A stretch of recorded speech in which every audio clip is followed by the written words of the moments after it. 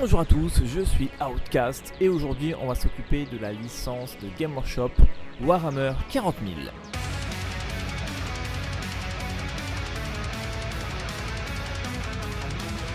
La nouvelle version vient donc de sortir aujourd'hui.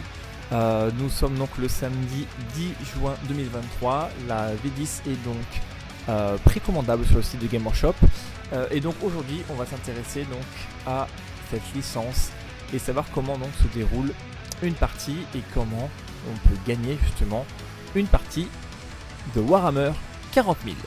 Donc déjà il faut savoir que Warhammer 40 000 est un jeu de figurines édité par Games Workshop. Ça se joue sur une table avec des décors. On peut jouer généralement en 1 contre 1. Donc c'est notre armée contre l'armée de l'adversaire. Nous jouons nos unités et notre armée entièrement.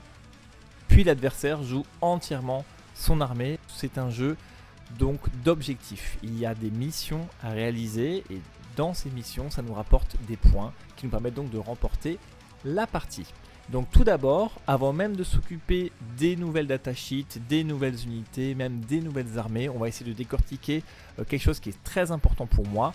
C'est en fait la manière de gagner à Warhammer 40 000. Peu importe les unités que vous avez, si elles sont super fortes, super nulles, il faut voir comment bien les utiliser pour remporter la victoire. Donc ça sert à rien dans un premier temps, la version vient de sortir juste aujourd'hui. Ça ne sert à rien de s'intéresser et de vouloir faire des listes d'armées et des builds d'armées cheatés ou super forts. Il faut déjà s'intéresser à comment remporter du coup une partie de Warhammer 40 000.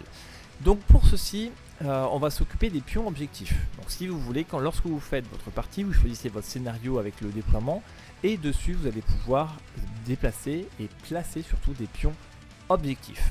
Donc ça va dépendre des missions, des fois il y en aura 4 objectifs, 5, 6, on aura sûrement des scénarios qui vont arriver avec les prochaines publications de Game Workshop. Mais dans un premier temps, on va faire simple, on va s'occuper du coup du scénario et des objectifs dans les règles d'initiation de Warhammer 40 000 V10. Donc tout d'abord, les pions objectifs représentent des sites d'importance tactique ou stratégique et dont les deux camps veulent s'emparer, qu'il s'agisse d'artefacts précieux, de ressources vitales ou de relais de communication.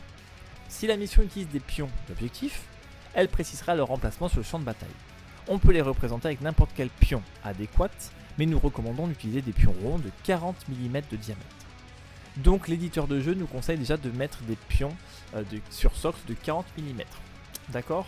Quand on passe les pions objectifs sur le champ de bataille, il faut les faire en les centrant sur le point spécifié par la mission. Quand on mesure la distance jusqu'à et depuis les pions objectifs, il faut mesurer jusqu'à et depuis leur partie la plus proche. Les figurines peuvent se déplacer par-dessus les pions objectifs, comme s'ils n'étaient pas là, mais ne peuvent pas finir un mouvement dessus. Donc c'est très important, nous avons un pion objectif de 40 mm de diamètre, donc on peut passer par-dessus, mais on ne peut pas s'arrêter dessus. Donc ça veut dire que si on n'a pas assez de mouvement, plus la taille du socle pour passer par-dessus, il va falloir qu'on s'arrête avant. Au début de la bataille, chaque pion objectif est contesté, et est donc contrôlé par aucun joueur.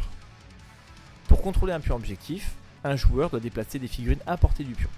Donc une figurine est à portée d'un pion objectif si elle est à 3 pas à l'horizontale et à 5 pas vertical de son pion. Donc ce qui veut dire qu'en fait le pion objectif il fait donc 4 cm de diamètre, d'accord, et il faut être à 3 pas, donc à 7 cm et demi, parce que c'est bizarre qu'il parle de centimètres au-dessus et après il parle de pas, c'est un peu dommage. Donc en fait le pion objectif fait 4 cm et il faut qu'après nous on soit à 7 cm et demi, donc ça fait en fait une zone de 11 cm et demi. Chaque figurine a une caractéristique de contrôle objectif, ça c'est très nouveau dans la V10, donc CO, contrôle objectif, sur sa fiche de technique. Pour déterminer le niveau de contrôle, il suffit tout simplement de faire la somme des caractéristiques de toutes les figurines de l'armée d'un joueur, et le joueur qui contrôle le pion objectif à la fin de n'importe quelle phase, si son niveau de contrôle est supérieur à celui de l'adversaire. Du coup, on va regarder dans le scénario proposé par Game Workshop, qui se nomme Que la guerre, qui est disponible en téléchargement donc sur leur site internet, dans les règles de base, que pour déterminer le vainqueur d'une partie, c'est le numéro petit 11 donc sur les scénarios, si à la fin de la bataille une armée a été détruite, le joueur commandant l'armée adverse est déclaré vainqueur. Sinon, le joueur qui a marqué le plus grand nombre de points de victoire est déclaré vainqueur. Donc il y a deux manières de gagner une partie. Soit on table rase donc l'armée adverse, sinon nous on va se concentrer du coup comme on a vu les pions objectifs juste avant, sur le deuxième point, comment marquer le plus grand nombre de points de victoire.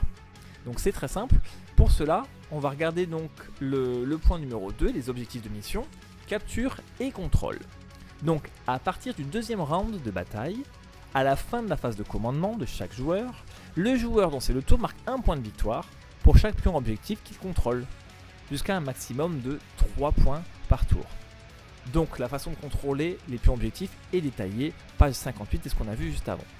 Donc on voit bien que là pour l'instant il n'y a aucun objectif primaire ni secondaire, il y a juste l'objectif de mission qui nous permet en fait de marquer un point jusqu'à un maximum de 3 par tour pour chaque point qu'on contrôle.